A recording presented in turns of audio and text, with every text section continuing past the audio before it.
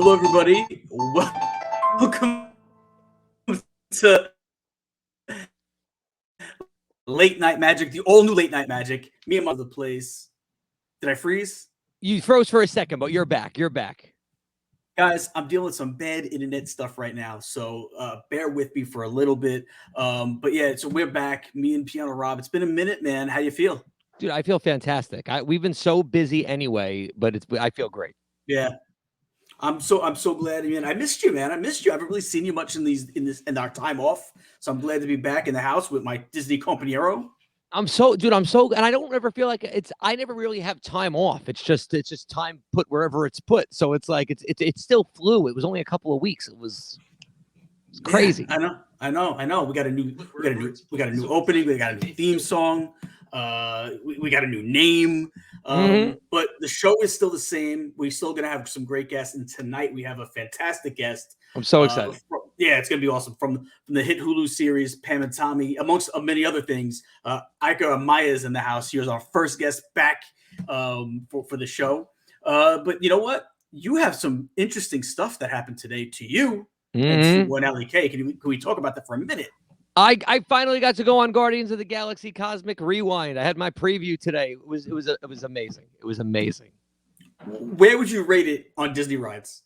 I feel so bad saying this because I am not somebody that jumps right to conclusions, but this is the best ride I've ever been on. It's the best ride ever. It's the best ride I've ever been on in my life. And yes, I've been on Rise of the Resistance and Velocicoaster and Hagrid's. This is the best ride I've ever been on in my life. And we're not being a prisoner of the moment. This is the best ride. No, this is when it is. You can't even compare it. And by the way, we're not spoiling anything. I will not give any spoilers on the show. I'm gonna do a spoiler review with Mark Valentine and the Diz Life guys. So we're gonna do that just for fun. But I'll probably do my own. We'll do plenty of spoiler reviews. But it's just something you're gonna have to experience. I don't watch a ride through. When you get to go on it, go on it. Oh, Gene, there you are. Just keep going. If I freeze, just keep going, man. Because it's gonna. Yeah, well, you know what's funny? I don't know if you're frozen until a second goes by and you don't say anything. But yes, everybody, it's. I will give all the spoilers. We can talk about it off the show. I will do some things where we can talk about every detail if you want to, because I'm bursting to talk about it. But it was amazing. I can't wait to get my shot on it too. I'm excited, man. I really am, because it's one of my favorite movies in the Marvel universe. And this ride, I'm hearing, I've not heard one thing that's not been like spectacular about this ride. So I'm excited. The only thing I've heard is some people are getting motion sickness is the only thing. Okay. I do want to give a shout out because we have a brand new logo. So I want to give a shout out to Mousepiration Mike. He's in the chat right now. I saw him before for helping us out with the artwork. He did a tremendous job on our new logo. Love it. So thank you so much, Mousepiration Mike. I need to hang out with Mike. I'm saying it on air so he knows it's true. We have not been able to hang because he's working so much too and doing his streaming, and I work like a maniac. So I need to hang out with Mike. And he's over on Mark Valentine. They were there earlier today doing their show today. So shout out to Mark Valentine, Disney fanatic Greg, and Mousepiration Mike. Also, you know what I want to just bring up, because there's 4 of us on this channel that are on the ballot for Pete McDevitt's Hall of Fame induction. You, me, Joey D, and Disney fanatic Greg, all on the ballot for the Hall of Fame induction ceremony. So who knows? One of us might get in. Maybe all of us get in. Maybe none of us get in. Either way, I feel like just being on the ballot is a win, right? I mean, dude, I'm blown away that I'm nominated. I'm blown away. I don't even think I should be nominated yet. So let's shout out our main man over there, Pete McDevitt. May 21st, 6 p.m. Go watch it. It's one of the best things that this community does all year round is these ceremonies here. So go support that. Also, too, I got to tell you, did I tell you about my crazy day at Epcot the other day? I don't think you did. Sammy D comes into town. For a girls' trip with her mom, Belinda. If she's in, she thought of you naturally. Well, yeah, a girls' trip, right? I was the honorary girl on the girls' trip. Let me tell you something. Sammy D's mom is bonkers. I want to give a shout out to Belinda because she was the MVP of the girl trip. She is out of this world. Ask Joey about it. He's in the chat. He'll tell you about it. She is nuts. But we had a good time, man. We had a good time. I got to be an honorary chick on the girls trip. There you go. So that was fun. Yeah, it was good stuff, man. You know what? So let's get right to our guest. You know, without further ado, man, let's just get right to it. Let's do it. We're gonna take a commercial break. Did I freeze again? We're gonna take a short commercial break. For a second. When we come back, we're gonna have Iker Amaya in the house. Let's go take a break real quick. Yeah.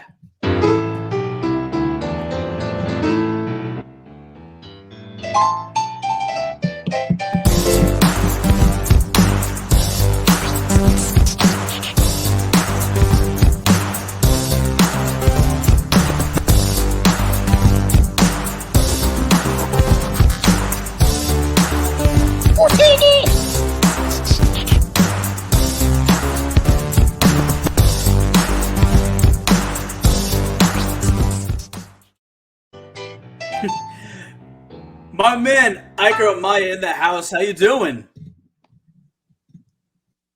Oh, you're muted, buddy. You're muted. Wow, cool start. What's up, guys? I like the intro. How you doing? It's not really your fault because Patty Puddles, the producer, it's his first time producing, was supposed to wait for us to introduce you after. So it really wasn't your fault. He brought you in about 10 seconds too early. So that's not your fault. Good. That's his fault. Patty Puddles is now getting docked for the night. So sorry, Patty. My bad. But let me just. My name is Iker. It's the Latin I. That's why everybody in my whole life was. So I've been saying Iker this whole time. It's all good. It's all good. It's probably you wait for that point when you have to correct somebody. There's a lot of people. Well, it's funny. Gene, you are the worst at names. You're like my grandfather. Like in that sense, you never get a name right. I am the worst at names. It's true. Like I am. Yeah. So consider yourself, you know, like one of the rest of the guys. You're one of the guys because it's all good. I probably got Rob's name wrong a few times. You do. You still do. So you've done a ton of stuff. So you've done a ton of stuff, man. But let's start from the beginning, man. Where did you decide you wanted to be an actor? Were you a child and you already had that acting bug? Was it when you got to be a little bit older? Where did it start for you? No, I had no idea. I had no interest in acting. You know, I was even put into like the Annie school play in middle school, and I tried to get out of it. But I wanted to play soccer, and then I broke my foot when I was 17. So then, actually, both my parents in Mexico did soap operas.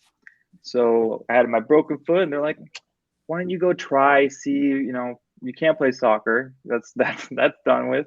So try something else."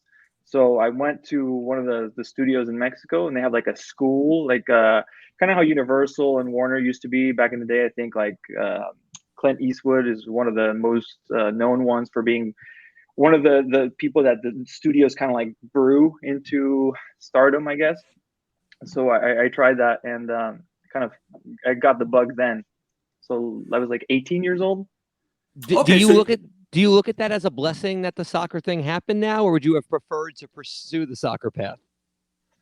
Oof. I still love soccer, but you know the athlete's career is so short that now that I'm older, I look at it as a blessing. Like I got a lot of, you know, when something doesn't happen, usually you learn something from it. So I learned like, hey, I wasn't mentally prepared more than anything. I wasn't gonna make it, essentially. Yeah. You know what I mean?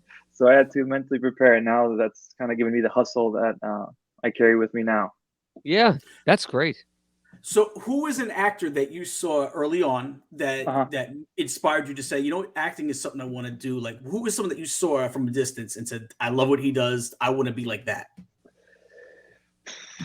It's tough. It's changed over the years. I think initially it was Johnny Depp and like Don Juan DeMarco. I was like, that looks so fun. Mm-hmm. Then it evolved. I think Daniel Day-Lewis was my hero for years, and now I really admire the people that can do both comedy and drama, like John C. Reilly. Yes, great choice. Me and Gene have been discussing that Winning Time show. I don't know if you've been watching that. Good. It's so good. I got 2 episodes left. It's amazing. Oh my gosh, that's great. I auditioned for that, and I got I don't know if you guys are familiar with the way I guess you've talked to everybody, but I got on the veil for one of the characters there before I knew what it was, and now that I see it, I'm so jealous I didn't get it. Yeah. But, yeah, no, it's a fun show. But you got another show that was just as big of a hit, if not bigger, with Pam and Tommy, which we'll talk about in a little bit. But so you said Daniel Day-Lewis. You mentioned what's one of those roles for you that was like that Daniel Day-Lewis role was phenomenal, out of this world? I mean, there's a lot of them to pick from with him, but which is the one that really stands out? I mean, you gotta mention My Left Foot, like just the opening sequence of him painting with his foot. I've tried it. It's very, very hard. I can't paint with my hand. Let's be honest. Exactly. Yeah. So, Daniel Day-Lewis is one of those intense actors too, that he only does a few movies one movie every couple of years, because he's so intense with his roles. Gangs of New York is another one that to me is fantastic. Oh yeah, with him. But so The Last of the Mohicans. Last of the Mohicans is another one. Yeah, fantastic. And Mousepiration Mike says John C. Reilly was the most underrated actors out there. Did anybody ever see Dr. Stephen Brule, his comedy bit as Dr. Stephen Brule? How legendary is Dr. Stephen Brule? The best. Wine tasting. I don't know how, I thought, dude, there's not an episode that I don't watch that I don't crack up. It's hysterical, man. It has that old 80s look to it. Yes, I love exactly. it. Yeah. So there has been an actor since, again, you started a little bit later. You weren't as a child actor. Was there an actor that kind of took you under their wing a little bit, maybe showed you some of the ropes, kind of gave you some tips here and there? No,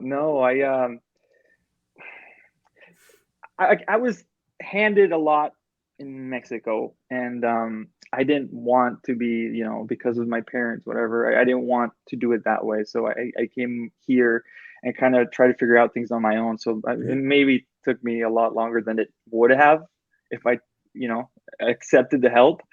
Yeah. But no, it was more like through trial and error, a lot of error, and I went to Stella Adler Conservatory for 2 years, and then they used to tell us a lot, like Mark Ruffalo, who he's huge now. Like it took him, I think they used to tell us like at least 500 auditions before he landed a good role. And so, I mean, yeah, it's a grind. Yeah, no, but I get it, we love talking about that on this show, particularly because we have a lot of people that they want to know those stories, and we love that they can learn from that, because you're not going to hit that lotto on your first shot. You know what I mean? Like it's not just luck. It takes a lot of hard work. It takes a lot of no's, and we love those stories because that's what makes it worth it. That's what makes it feel so good when you get there. Yeah. That's what makes it. Yeah, that hard work, man, and the paying off is really where that's the joy of it, Mousepiration says you got to work with his buddy Gina Caffarelli, who played Arthur in Pam and Tommy. I don't think I got to work with him directly. Might not have seen with him. Yeah, unless you're in the same scene, they book everybody separate for a lot of those things. Mousepiration might just want the name drop. Let's face it. I think that's what he did. I know somebody. No, Mousepiration Mike, shout out. He's actually the guy who did our new artwork, man. So he's fantastic. Oh, cool. Yeah, and he's a new guy down to local Florida, Central Florida with us as well. So love seeing him in the chat. So is there an actor or a director that's on your bucket list to work with? Like, who's that one of each that you're like, I would give anything to be able to work with? I'll work for free if I could work with them. Who's out there? And I want to work for free. Quentin Tarantino right now is like, I just finished the whole movie trajectory he did, including the True Romance, I think it's called. Yeah. Where he wrote. And I'd seen his movies previously, but now I'm like really devouring them. The character, the way he writes, it's incredible. Great level of Mousepiration. He's so specific. He's like nothing else in a director. Like, if you're in a Tarantino film, you're immortalized in something totally different than the other stuff. I think we have one left, so we'll see. Yeah. I was out on Tarantino for a little bit. Like, I loved all the old ones, and then for a little while, he kind of like, I was like, and then he did the what was the recent one? I'm blanking out on the name. Once Upon a Time in Hollywood. It was the latest one, and that one I enjoyed was that was one of the best movies I've ever seen. I mean, it's one of my favorite movies. It's one of those movies that if it's on, I got to watch it. And so like there was a point where I was kind of like, I wasn't into him as much. And then that movie came out, and I'm like, this movie is gold. It's, you know, when he writes dialogue, how we all talk. Like, it's like sometimes when you watch a movie, it doesn't feel as good as a movie could be. You can tell it just doesn't have that same authenticity as like when you really speak. His movies, the dialogue in his movies are how like we all talk, like in real life. And I think that's one of the things that we can appreciate from him. Well, I think it's how you talk, because we're all, a lot of us are from New York originally, but the rest of the country doesnn't feel that way. I don't think. Good point. That's a good point. Yeah, I'm not polished at all, as we can tell, right? Like, and that's not just because of my internet. Like, I would love to be able to blame my unpolishedness on my internet, but I am very unpolished. We can go with that. Reservoir Dogs is great. Once Upon a Time also very amazing. So who's an actor that you're like, I would love to work with? I mean, John C. Reilly. I would love to work with, like, I don't know. I'm thinking more in terms of like, who would I want, like, you know, in a world like Laura Linney, you know, She's great. Powerful women. They're taking over Hollywood, and it used to be behind every powerful man is a powerful woman. Now the women are powerful. We just got to grasp on and hope that one just takes you with them somewhere. Like, that's what it is now. And so Laura Linney in Ozark is a different type of role I've ever seen her play in anything else. Are you familiar with Ozark? Of course, yeah. Don't spoil it, because I didn't see the last half of the last season. Me either. But she, for people that don't know, you think she's the meek housewife in the beginning, and then she turns out to be the real gangster of the series. Like, I don't know if Rob has seen it at all.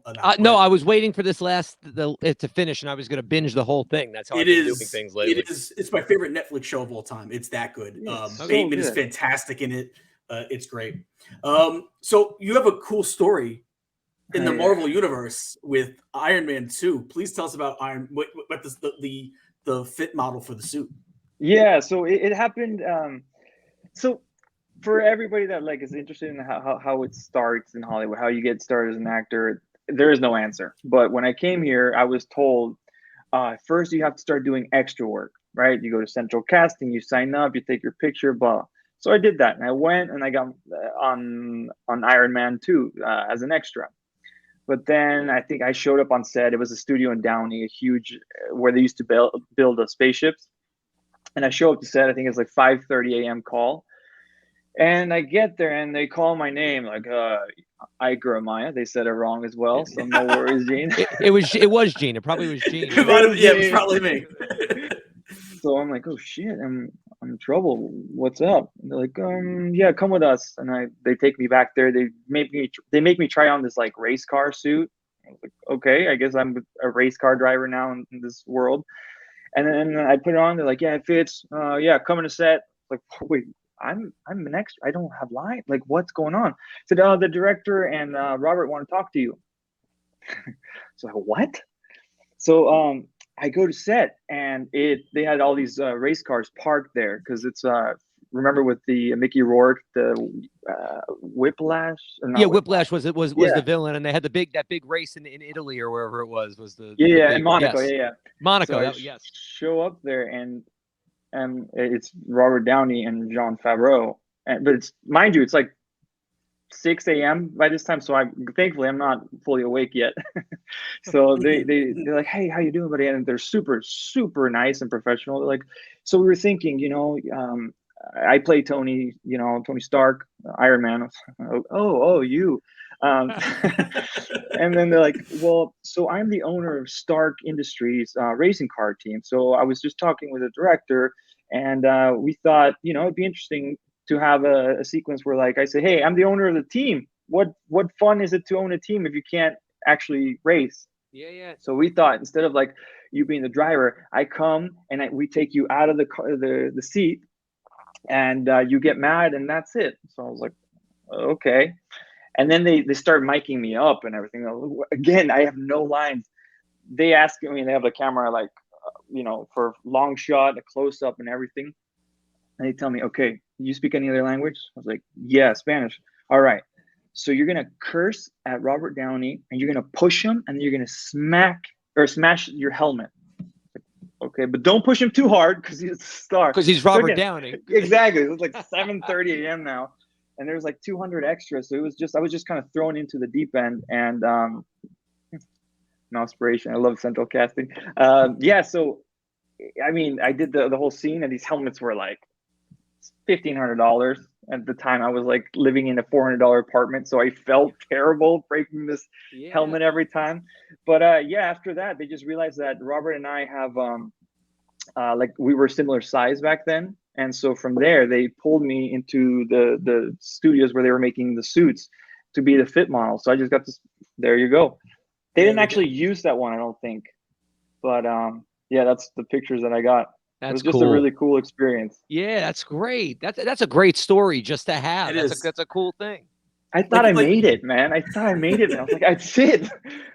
You're hanging out there with Favreau and Downey Jr. You're like, oh, hey guys, what do we do for lunch later, right? And then exactly.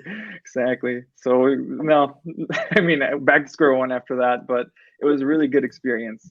And that studio, shout out to Ironhead Studio, to Jose Ismael. They do, the Batmans, the Supermans. The Nicolas Cage was going to be Superman. It's like it's a fantastic museum of stuff they've built. I can imagine, man. I can imagine. Yeah, that's cool stuff. Yeah, it was fun. So time. That's one big film series that's out there right now.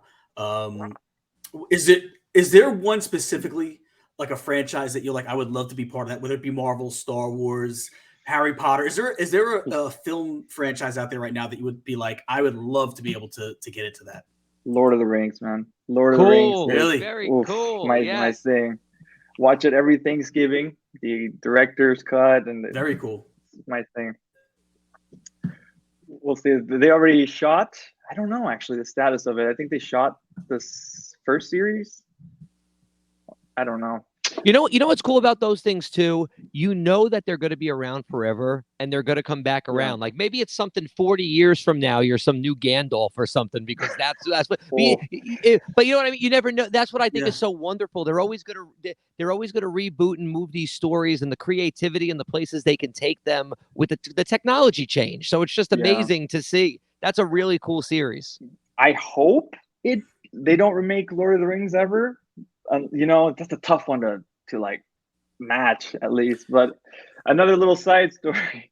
So I was having a little difficulties with people knowing my name again. So I changed my name for a little while, and my mom's maiden last name is McKelligan. Okay. Right. So then I thought, Iker, what's an Anglo name? So I thought Ian, I as well. So I was Ian McKelligan. Which is like Ian McClellan. Yeah. Oh no! So I was Ian McKelligan for like a year. Oh, that's fun. That's fun. That's great. You're like, I feel like you're like, that was a bad idea. Yeah, it was a bad idea. But I got Parks and Rec like that as Ian, and I was like, I gotta be white to succeed, but nah. Well, especially not nowadays. I feel like the more different your name is, that's always a plus. Like nobody wants a Gene and Rob anymore. They've had a million Gene and Robs. Yeah, Gene and Rob are fine. Yeah. Well, but you know what? How was that? The Park and Rec. What was that set like? I mean, I gotta imagine that had just been nothing but laughs on that set, man. Yeah, it was a little intimidating because we did it as it was scripted once or twice, and then they said, "All right, guys, we're gonna improv. We're gonna try a little improv."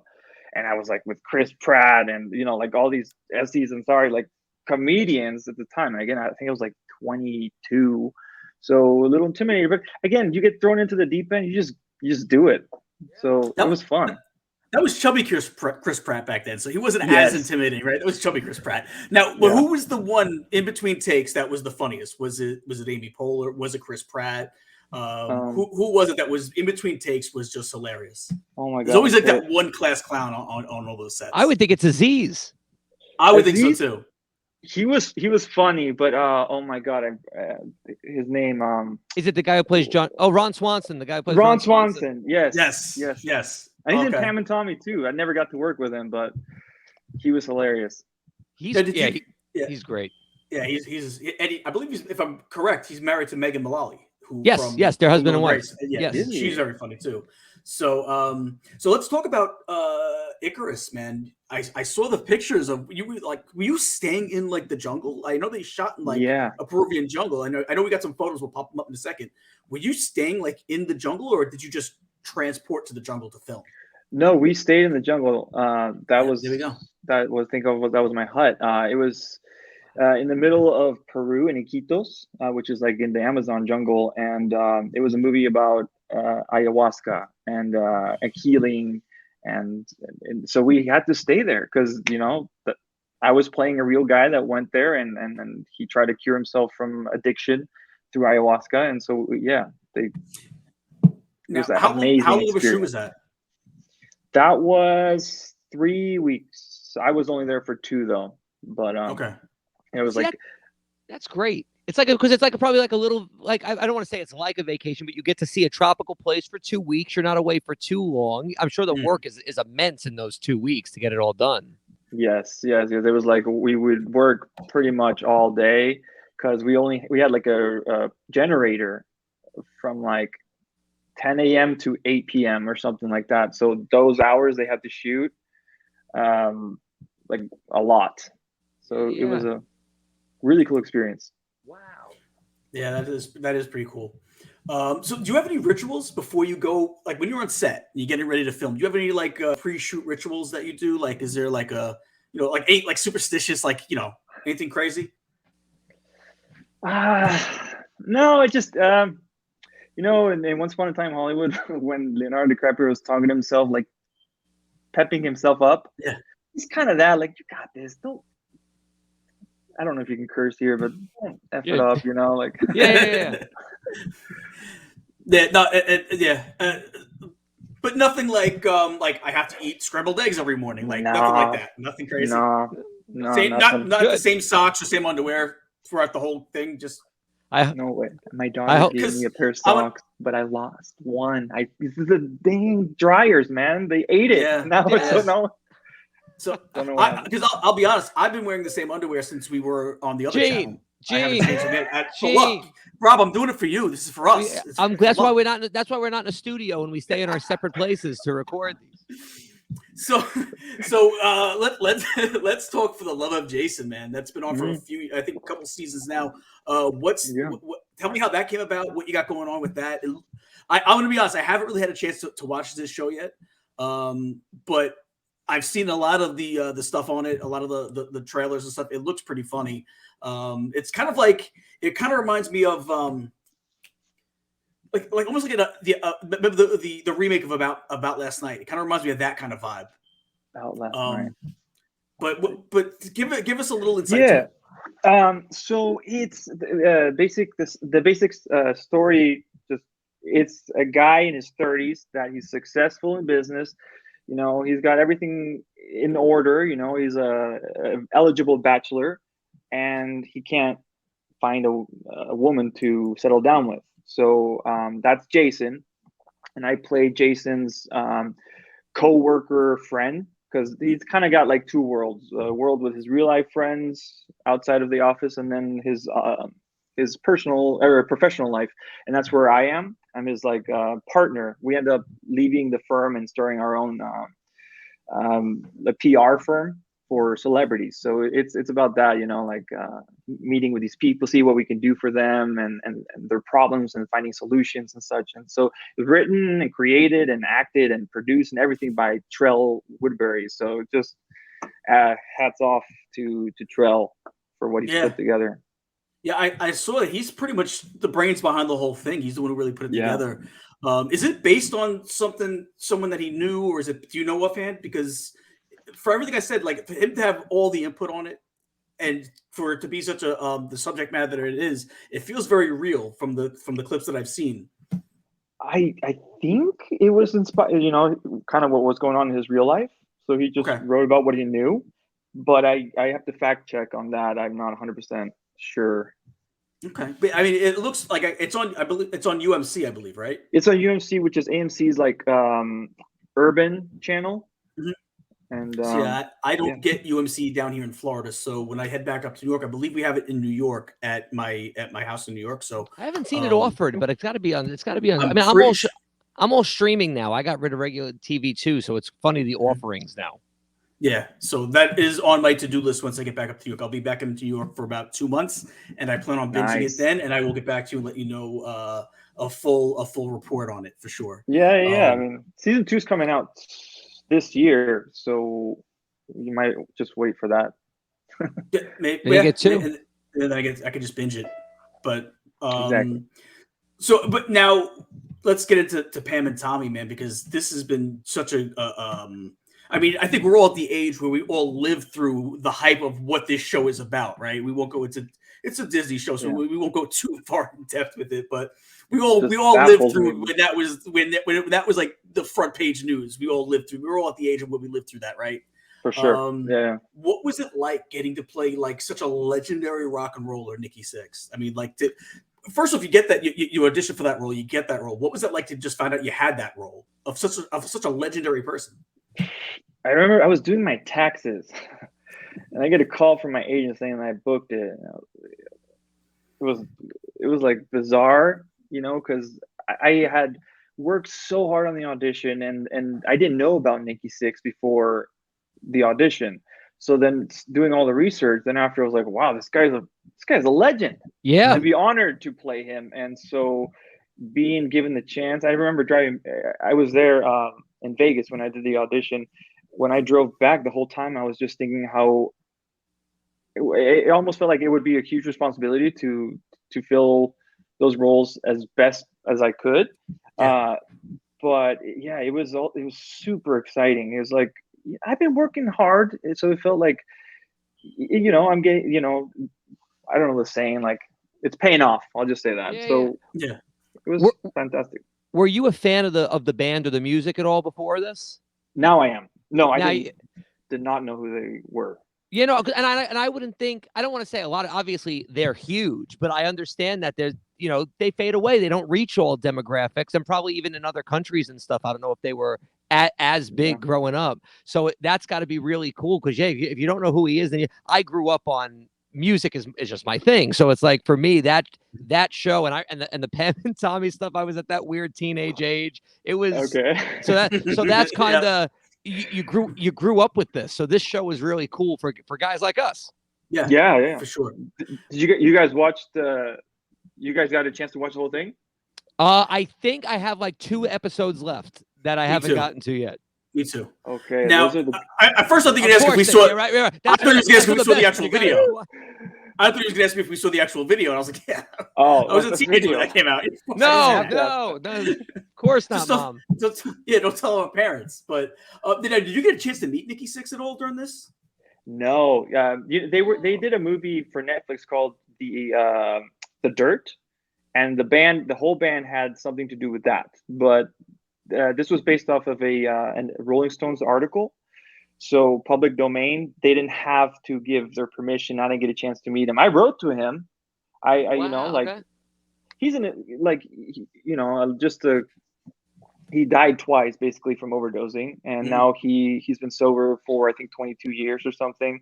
And he takes photographies that are just like revealing people, how people are, not glamour, not everything. And some of the stories and people that he's saved through his stories of, so that they quit doing drugs and everything. He's a super inspiring guy.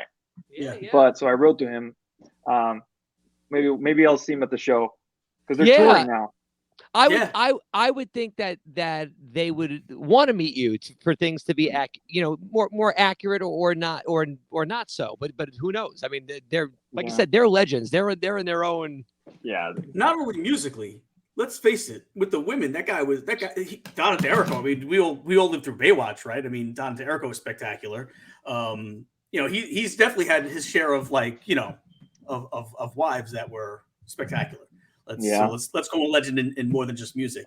Well, and in the 70s and 70s, 80s, if you asked a big movie star if there was any other job, what would you want to do more than them? Almost every one of them said rock star. Like that's the one thing that movie stars wanted above what they had, because there was something about that that being on stage and it's different than even like a play or doing something like that, because you feed off the energy similarly, but it's not the same as a rock show.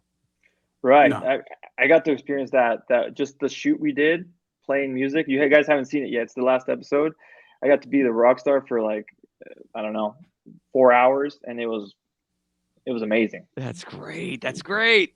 I mean, you get to perform. It's that rush that I never. I love it. I've done I've done stuff where I'm in the corner of a restaurant, and I've done stuff where you're on a big stage and there's 10,000 or 20,000, and it's just when they're into what you're doing and you have that command of a crowd, there is something special. When you're doing stuff like this, you're not looking into the faces of the crowd. You don't get to see it until the product's done and the editing is done, and that's special to see as a visual, but more like a painting in that sense. Like you get to see the final product. You don't get to see it being done like a performance on stage. Yeah, I agree. What I do a lot of tap dancing and soft shoe dancing, and I get that energy from the crowd when I do my soft shoe. That I know exactly what you're talking about. Same thing, really. What's soft shoe? I don't know. It's like a fancy dance, isn't it? Soft shoe. I don't know. It's like tap dancing, I think. Got it. But that's why these biopic type of shows have been kind of nice, like Winning Time and Pam and Tommy and all this stuff. It's really nice to be able to get into that world and kind of see it. That's what's been kind of capturing all these streaming platforms lately. People are really interested in those types of shows. Yeah. Isn't it kind of weird to think of 80s and 90s as now a period piece? I know. Right? Don't remind me. Like that's what I keep like I said. I was born in '83. Yeah, spoiler alert, everybody. So like 90s was really my time to be alive. So to think of that, it's like it's like 30 years ago now. It's crazy. Yeah. I'm 2 episodes left in Pam and Tommy. I'm 2 episodes left in Winning Time, and it's because since I moved here about a month ago, I can't watch Hulu and I can't watch HBO. I don't have it here. So like that's why I go back to New York in 10 days and I will catch up on everything then. I'm like right at the end, man, of both of them. So it drives me nuts. So that hair and makeup and the fake tattoos they had to put on you. How long did that stuff take? I saw like the clip of them putting the tattoos on you. How long would that stuff take? I think it was the first time it was like 3 hours, 15 minutes. They got it down to like 2 hours and 30 minutes. But yeah, it took a while. You become friends with the hair and makeup department. You hang out with them more than you're on set, pretty much. Just putting on the tattoos and taking them off after. It was like 45 minutes to take them off, and they're scrubbing you with a. But yeah, it's worth it. I would go back to right now. Did you learn to play bass at all for this? Yeah, I bought a bass. I bought an amp, and I would practice just as much as I could. Even when I'm watching TV, I would be like, ding, ding, ding, ding, ding, ding. I mean, I gotta ask: are there specific songs now that you know, or at least know certain parts of to get through? And what are they, if you do? Oof, I put it down when the show wrapped, but I figured. Yeah. I shouldn't. No, I think it was the opening to the one that you were playing. Yeah, Home Sweet Home. Play it. I mean, that's their most popular song. Yeah. I mean, they got like Kickstart My Heart and other stuff that really. What about Dr. Feelgood? Dr. Feelgood. Yeah, man. I mean, like you said, they are legends. Not to bring up a random movie, but it's always a funny Motley Crue reference is Hot Tub Time Machine. Okay. Because I don't know if they've ever seen it.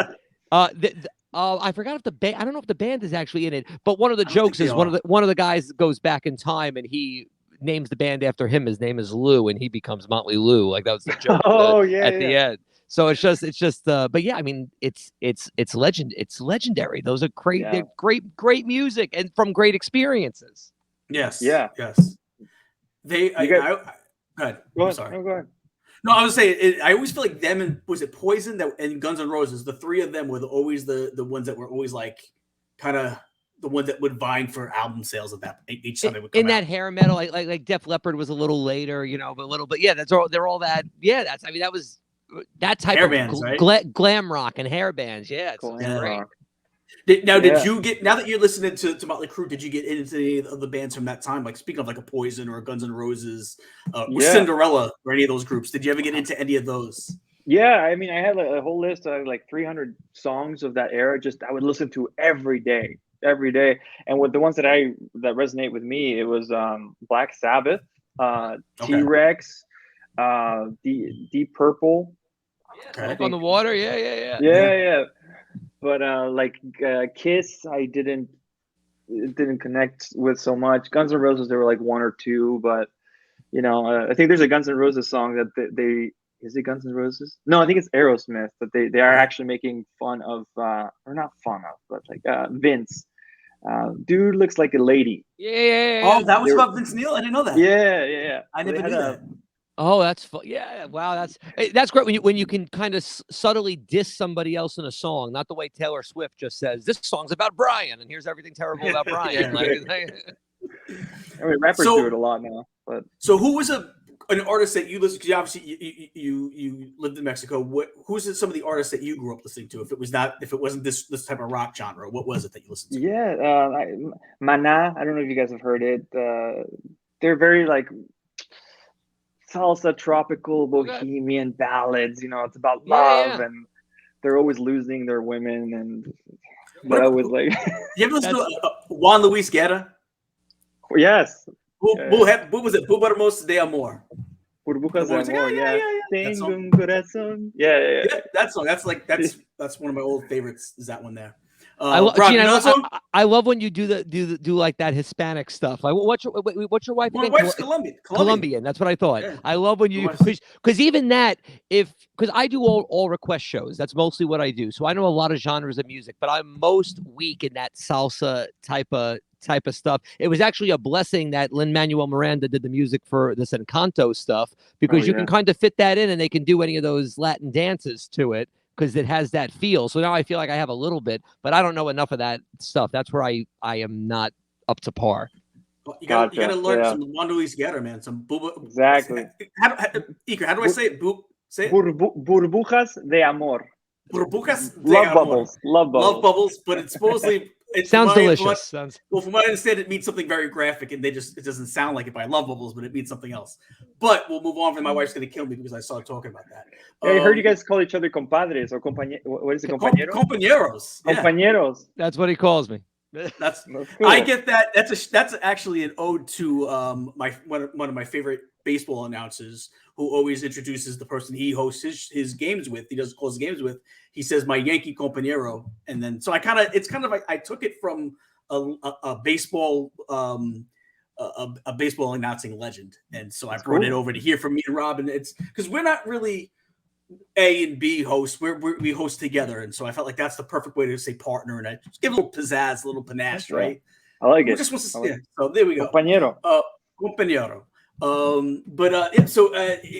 Last question before we get into our lightning lane.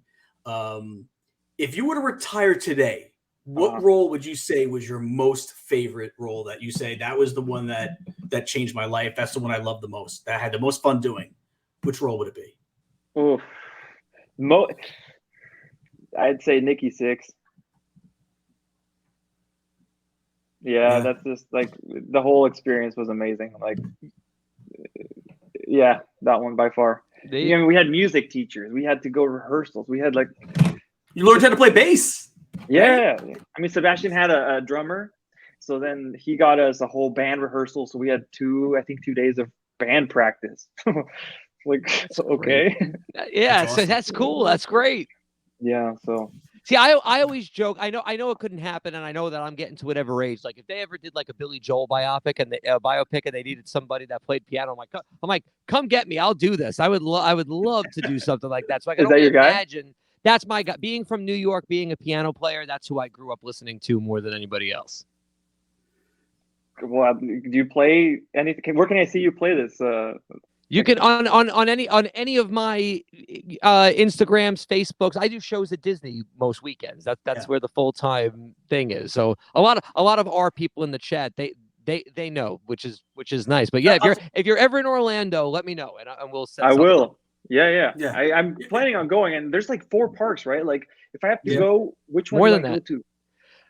It before you go, however much time you have, we'll gladly talk. But there's Disney has 4 parks and 2 water parks. Universal has 2 parks and a water park. SeaWorld has a park and a water park, and that's just Central Florida. It's all like in the same area. That's all within 15 miles of each other. Yeah, it was like a 20-minute radius. Oh, you guys are spoiled. Yeah. Oh, you. That's why we don't grow up. I'm a 40-year-old child. Like I mean, we're literally in the parks every day. That's why we're geeking out about this new ride that barely is open yet. It's just doing previews, and we got to go on it. Yeah. You know? I saw those pictures, man. Does it ever get old for you guys? Like, does it ever become like a job? Not the part, but that's why. I mean, I don't know if you probably feel this way about acting. I love playing music. So even, of course, there's days you don't want to go, you're tired. But the fact that I get to play music as my living, I'm overall a happy person. If I achieve nothing else in life, I feel blessed by that, because how many people get to say that? I feel they're always trying to feel their way around.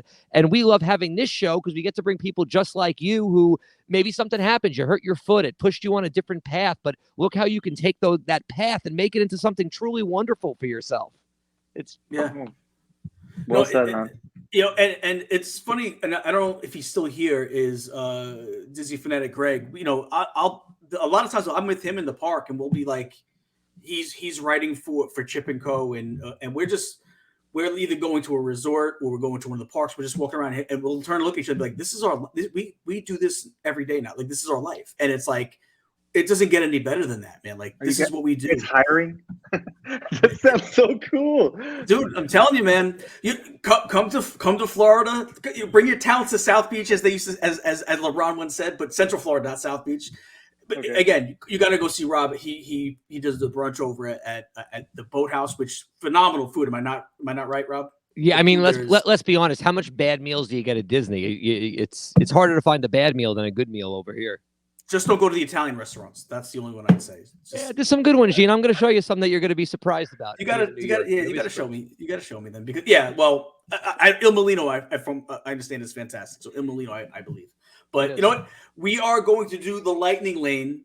So let's get into the lightning lane.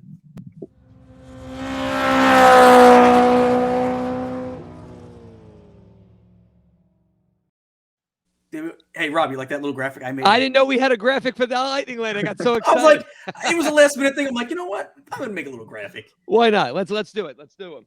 All right, you ready? So first answer that comes to the top of your head, easy stuff. Just boom, and we'll go on to the next one. So first one, favorite late night snack? Cereal. Okay. What kind?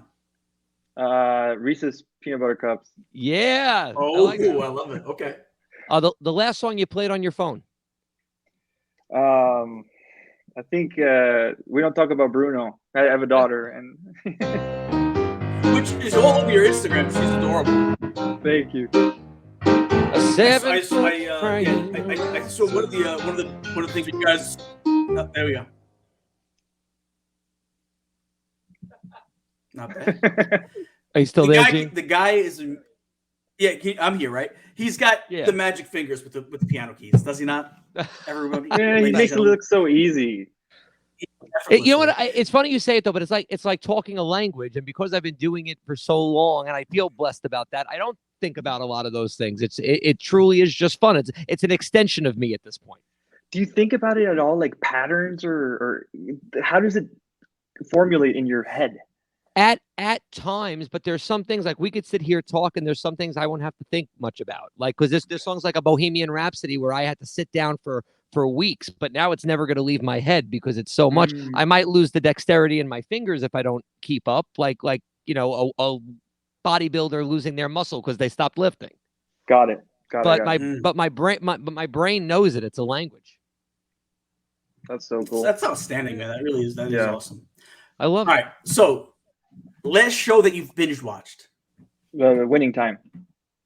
Okay. Oh, yeah. Mrs. Maisel. Wonderful Miss Maisel. I got to do that one. I have to do that one. Oh, yeah, that's on my list too. My girlfriend does stand-up comedy, so we have to do that show, and we haven't done it yet. It's so good. It's New York. Right, go for it. No, yeah. This one's a little unfair because there's so many, but what's your favorite movie? If you had to pick up that movie, if you're flipping through TV, it's on, you leave it on.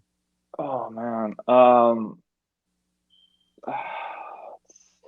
Cinema Paradiso. Oh, what's that? It's an old Italian film. It was one of those that just stuck with me. Yeah. No, that's great. That's great. Yeah. See, now mine sound because mine's Back to the Future. Whenever anybody asks me, that sounds silly. That sounds silly now though compared to that. No, that's great. That's a great one.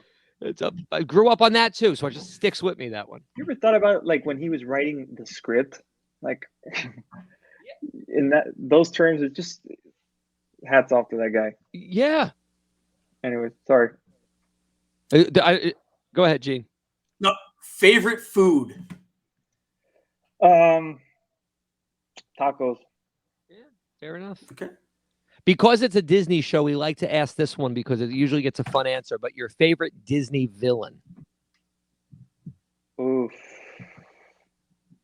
I like Scar. Yeah, Scar's a great. That's one of the worst villains, man. Yeah, that's a great one. Yeah. Jeremy Irons, his voice. Yeah, we love Jeremy Irons. We love him. They redid that. I don't know if the last time you've been to Disney World, but Epcot has that big Spaceship Earth ride inside the globe, and he used to be the narrator, and they changed it a long time ago. But his voice was so amazing doing that narration. Why? He has the best voice. Him and Liam Neeson. Yes, yes, you're right. They should have had Jeremy Irons play Scar in the live action too, and not to take anything away from the actor who played it because he's fantastic too. But that was Jeremy Irons' role, though. You know what I mean? Like it was the same way Mufasa had to be James Earl Jones. Scar had to be Jeremy Irons. It really did. Yeah, the only thing I'll say to that, Gene, I understand why they're trying to put people that share the same type of ethnic backgrounds in the roles now. Because I understand that, but I agree. Get it. Because we grew up on him, we hear that voice, it instills something in us. So it's just that I'm with you on that. I have that same feeling towards him. All right. So this is a yes or no question.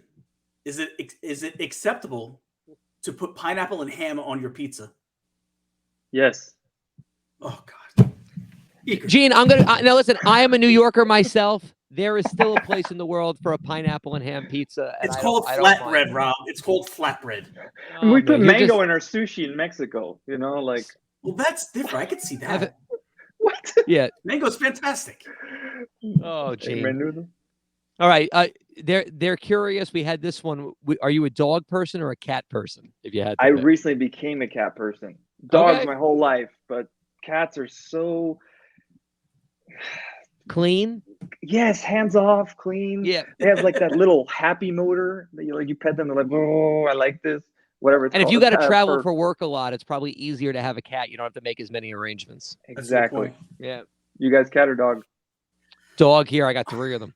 I'm everything. I just love animals, man. And back in New York, I have cats. I have dogs. We feed like these stray peacocks. We feed opossums. We feed these stray cats in the neighborhood. There's a gerbil in his beard right now. He has his gerbil. If you look, his name is Ralph. Ratatouille. Yeah, I even feed a raccoon that lives in my yard. Well, I did when I'm in New York. But all right, question number 9: if you could live anywhere in the world, where would it be? I think I want to live in Italy now, like some secluded little town in Italy, like in Tuscany. Yeah, let's go with that. You guys can come visit. You know what? My wife wanted to move to Italy because she found out there was this thing where they were actually, I think it was like I think it was like $25,000. You can get a home right on the water in Abruzzo, Italy. You just had to like fill out this thing. And it was like almost like they were trying to like rebuild the town. And for like $20,000, you could have gotten this villa right on the water in Abruzzo. Right, it's on the Aegean Sea coast. You should have took that. Yeah. Yeah, man, you messed up. You should have taken that deal. I can go to Italy whenever I want. I just go to Epcot. It's 20 minutes away. So, all right. If you're at home on a lazy Sunday, you're stuck home. It's a rainy day. What do you do? What do you spend your day doing? Big movie guy. I watch a lot of movies with my girlfriend, and yeah, we love. Nothing wrong with that. Yeah. Now? Who usually gets to pick the movie? You, your girlfriend, or your daughter? Oh, if my daughter's here, she's the boss. We always watch whatever she wants. They're so lucky, these kids these days. We cater to them. They don't know. I know. There's my wife, Mrs. FitzMagic, Jessica M. She says it was only $1, not $25K. I don't know. Are you sure, Jess? It was for $1? We can get. For a If it house was in Italy? If it was $1, I'm pretty sure Jessica would have took off and you would have never heard from her again, Gene. She would have been down there. There was something though, you had to like there was like something of a bargain you had to like sign where you were going to basically pay to help fix the town. So I think it would have been more than $1. You actually had to help invest in the town too or something. So it was like it was an old, you know, it was you had to be around for X amount of years. Yeah, and you had to guarantee live there. It was a lotto, and yes. So but she entered. She didn't tell you. Just shows you how important I was. Even for $1, she wasn't going to live in beautiful Italy without me. All right. So last question. It's always a bonus question. We always like to ask this one question on the 11th question. Best advice you have ever received, and who gave it to you? Yeah, it was on a Reddit thread. Arnold Schwarzenegger got asked the same question, actually. So, like, what is Arnold going to say? And he said that his dad told him to always be useful. I was like, shit, yeah. Everywhere you go, be useful. Hey, can I help you with something? People want to have you around.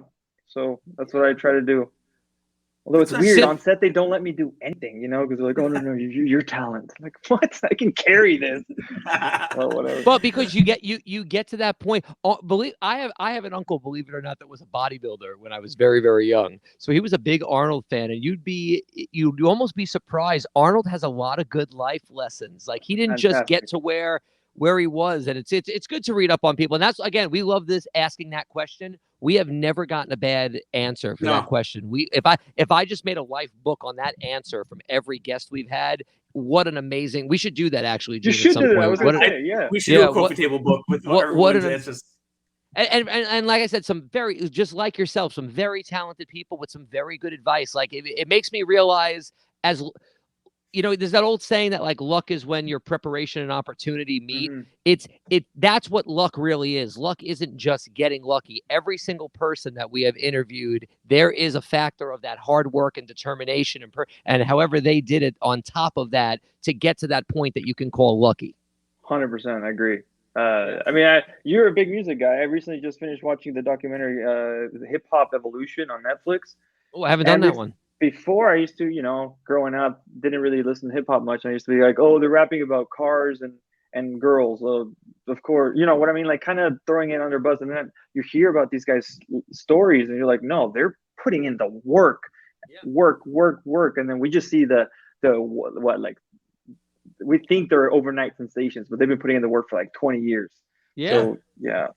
So, sure. And especially with our, we joke, the social media, the Instagram generation, a lot of people just put the happy moments out there. So you get to see the picture of me today in front of this new ride. It just looks good. But there's other stuff. We all have our hardships, our this and that. And I think it's good for people to know that you can't be happy all the time. You got to feel the lows to appreciate the highs. It's all part of it. Yeah, yes, for sure. Definitely agree. So what do we got coming up, Iker? What's next in the pipeline? Minx on HBO just released. I just had a 1 episode thing there. I play like an 1800s Fabio type, hilarious little scene. And then For the Love of Jason is coming out later this year. For now, do you have a date yet, or no, not yet. Okay, just not yet. Look out for that. Yeah, I'll let you guys know. Yeah, for sure. Reach out, let us know. Cause I get UMC in New York. I don't get it here, so I will be checking it out when I get home in 10 days. But Iker, thank you so much. And you see how I corrected it? I've been saying it correct now, right? See, yeah. I know how to learn. But thank you. I don't even know if that means I know how to learn. But thank you so much for coming on the show and being our first guest back on Late Night Magic. It's going to be an excellent journey, and thank you for being the beginning of that journey. Thanks for having me. Thanks for having me. Enjoy New York. I will. Well, I mean, I was there for like 40-something years. I've only been here for a year. I'm only going for a couple of months, but you can still enjoy it though. Yeah. Well, I mean, I'll try. I mean, there's gonna be a lot of people like on my back over there. My wife, she'll be picking on me left and right. She's not in the chat anymore, is she? But Iker, thank you so much for joining us, man. It's been an honor and a pleasure, and we'll see you soon. Absolutely. Bye, guys. Bye. Wow, so that's gonna do it for this week's show. How fun was that to be back in the house doing this again, Rob? It's so much fun doing it, and what I could honestly could not have picked a better first guest for us to have. That was fantastic. What a good guy, man. And you know what? I gotta watch those last 2 episodes. I do too. Now I'm mad at myself. You gotta go, and if you haven't started the series yet, go watch it. It is fantastic, especially if you like in that age range of like me and Rob, where we grew up listening to Motley Crue. Go watch the show. It is fantastic. And if you're not, you should watch it anyway to see how we really lived when we weren't just behind our phones and stuff. It's like that's how life was, man. Exactly. Guys, if you had a great time, make sure you hit that subscribe button on the new Disney Nerdy Network. Hit that notification bell. Give us a like. Share it out. Let's get the word out. Share it with your friends. Let them know. Hey, they had a great guest on tonight. Go check it out. It's Iker Amaya, not Iker, as I learned the hard way. But wasn't the last time I've messed up a name. It wasn't the first time, and it definitely won't be the last. No, well, Gene, can I brag about something a little bit? Yeah, you can brag. Why not? After years of work and doing it, I finally reached 10K followers on Instagram. Congratulations! You know what? Thank you. I wanted to say something for you, and I got into the interview and I completely forgot. No, I'm so happy. I think I did maybe one follow train once, and it wasn't for me. For the most part, those are all genuine people. So I'm so happy, and thank you to all of those people that follow me out there. It's awesome. You know, I wanted to actually, you remind me, because I would have forgot this as well, because I wanted to say congratulations to you and to Disney fanatic Greg, also hit 10K just today. So he put out a video, man, that people flocked to, and I'm so glad they found him because their page is so new, and he puts quality. I mean, you know, he's on this network. He puts quality content out. One of the best guys constantly. Yeah, man. One of the best guys we know. And yeah, they had a video that went viral, and it went to, I think, 6 million or something like that, over 6 million. So congratulations to Piano Rob. Congratulations to Disney fanatic Greg. Thank you, man. You know, you guys do have great. You with the reels over there too are fantastic. I'm just starting to get into the reels now.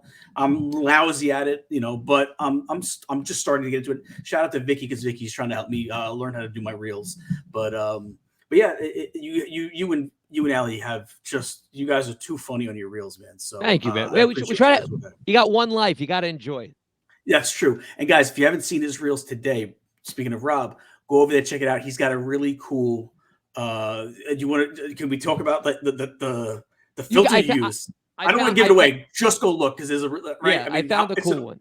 It's an awesome filter. Go check it out. Everyone's gonna want to download this filter once they see what he does with it. It's awesome. So go make sure you go check it out. It might be best mod in the business. Please put. He already did. He already put the Mike. He's on top of it, Gene. You don't got to tell Mike. I know. I don't. But guys, also, if you're watching a replay, make sure you leave us some comments. Let us know what you think. Also, let's talk about Pete's induction ceremony right here. Hall of Fame, May 21st, 6 p.m. A ton of nominees. Again, if you just got nominated, you're a winner. That's all I know. I can speak for myself. I know Rob said the same thing. Joey D, Disney fanatic Greg, we're all on the nominee list. I already feel blessed to be on that. So, but guys, go check it out. It's a great day for the community. Make sure you guys check it out. I want to thank the chat. We want to thank the subscribers. Let's thank producer Patty Puddles. His first day as a producer. Patty did great today, Patty. That was honor. That was awesome. Next time, just when we come back from break, let us introduce the guest. All right, Patty. That's my only thing. You know what? I didn't fault him for that. I thought that might have been a nice thing. Like, we know that they're coming back. Boom, they're on screen with us. We'll talk about it off stage. We'll figure it out. Yeah. I mean, listen, he'll be reprimanded for sure. But I'm only playing. Great job. This is his first time. Fantastic. And I also want to say thanks to Bondo. Bondo did a lot of tutoring these last couple of weeks for us to get ready for everything, because Bondo knows a lot of the stuff. So want to shout out Bondo as well. Mrs. FitzMagic says, great job, Patty.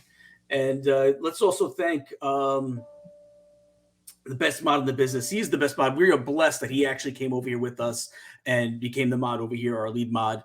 Mike B. Thank you so much for coming over. It was great. I got to be with Mike on the Molar Man show last week, which was really nice to spend some on-screen time. It was great. Really good guy, and we're so blessed for him to come over here and be our mod over here. I appreciate you so much, my man. Do me one last favor before we get out of here. Please just drop the link for Iker Amaya for everyone to go check out his Instagram. And you know what? With that, you know, for Piano Rob, my Disney compañero, I am Gene FitzMagic. Guys, have a great day. Get better tomorrow, and we'll see you next time. I'm on my way.